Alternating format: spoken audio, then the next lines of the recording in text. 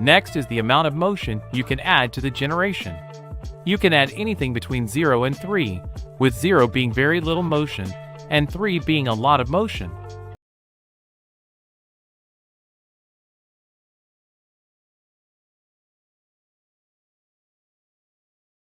I'd always like to start with 1. The last part is the seed number. The seed is simply a random number that determines the outcome of the video.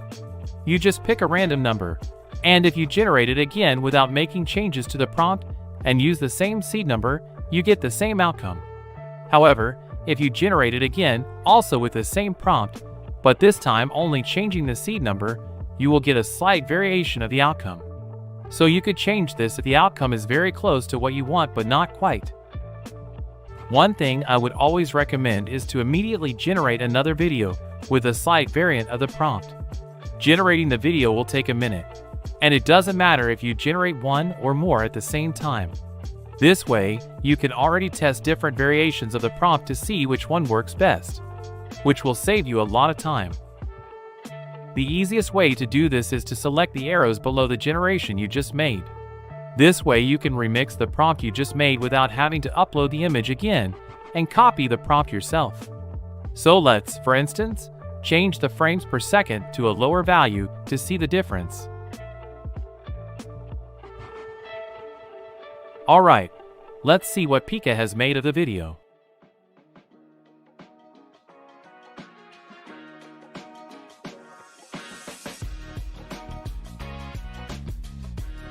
You can clearly see that in both cases, there is little to no movement. So here is what you want to do. Once again, select the arrows to change the prompt. What I'm going to do is add camera motion to the generation, and this is where you want to pay close attention. I want to make the boy walk towards the camera. If you want to do this, you want to make the camera zoom out. This way the camera is moving backwards, and therefore the subject in the video will follow. If you would want the boy to walk backwards, you would have to prompt it to walk backwards, and then you would want to set the camera motion to zoom in.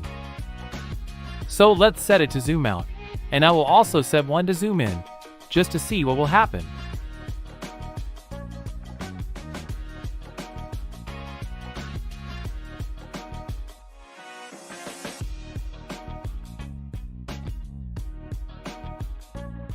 In both cases, the boy is actually moving forward. However, you can clearly see that the camera zoom out version looks much better. However, there is still some odd stuff happening with the boy's right arm and legs. So, the next step would be to add negative prompts. Now you can start to add what you don't want to see or happen in the video, like distortion, adding extra limbs, the boy waving his arms, and a deforming body. I'm also going to increase the guidance scale, so the generation follows the prompt more closely. And again, I will immediately generate a different version, this time with an even higher guidance scale to see if that one turns out better or worse.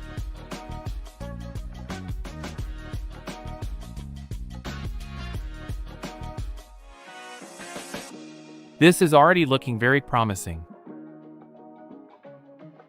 The body movement is looking good, and you can definitely see that the one with the lower guidance scale looks a little better.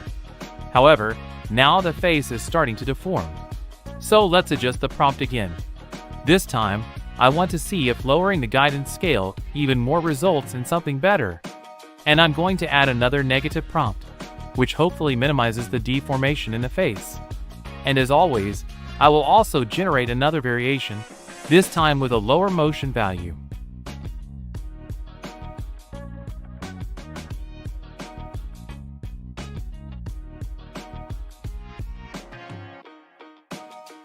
That is actually looking very good. You can definitely see that the version with the higher motion value looks the best.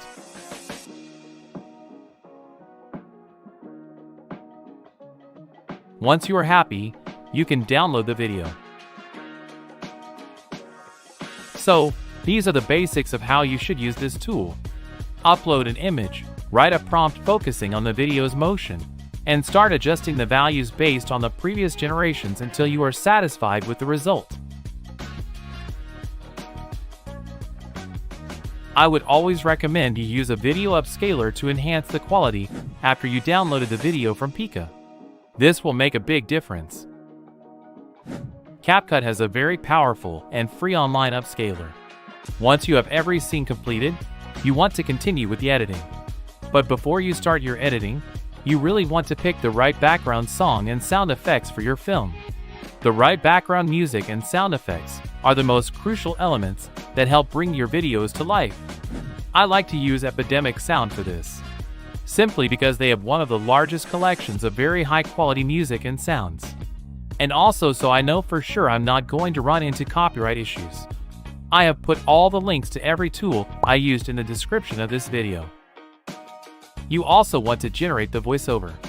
I always like to use Fleeky for this because they have the largest database of super realistic voiceovers available. Fleeky has a free trial, but there are also some free alternatives available. For editing, you can use any editing program you like, but I highly recommend CapCut. It's a free and very user-friendly editing software that I use for all of my videos. Simply import all your elements into your editing program and edit the video to your liking. If you don't have any experience with editing, I would recommend watching a couple of tutorials about the program you prefer to use. If you have any questions, feel free to leave a comment, and if you like this video, please consider leaving a like and subscribing.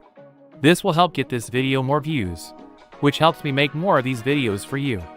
Thanks for watching, and until next time.